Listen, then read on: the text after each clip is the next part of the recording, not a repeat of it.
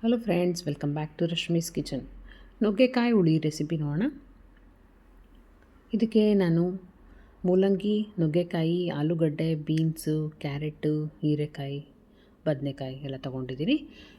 ಮೊದಲಿಗೆ ಕುಕ್ಕರಲ್ಲಿ ತೊಗರಿಬೇಳೆ ಮತ್ತು ಹೆಚ್ಚಿಟ್ಕೊಂಡಿರೋಂಥ ಎಲ್ಲ ತರಕಾರಿಗಳನ್ನ ಹಾಕ್ಕೊಳ್ತಾ ಇದ್ದೀನಿ. ಇದಕ್ಕೆ ಮಿಕ್ಸ್ ತರಕಾರಿಗಳು ಹಾಕ್ಕೊಂಡ್ರೆ ನುಗ್ಗೆಕಾಯಿ ಜೊತೆ ತುಂಬ ಚೆನ್ನಾಗಿ ರುಚಿ ಬರುತ್ತೆ.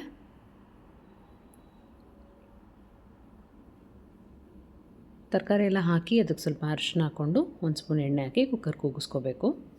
ಆನಂತರ ಒಗ್ಗರಣೆಗೆ ಎಣ್ಣೆ, ಸಾಸಿವೆ, ಜೀರಿಗೆ, ಕರಿಬೇವು, ಉದ್ದಕ್ಕೆ ಹೆಚ್ಚಿರೋ ಈರುಳ್ಳಿ ಚೆನ್ನಾಗಿ ಫ್ರೈ ಆದಮೇಲೆ ಕುಕ್ಕರಲ್ಲಿ ಬೇಯಿಸ್ಕೊಂಡಿರೋಂಥ ತರಕಾರಿ ಬೇಳೆ ಹಾಕಿ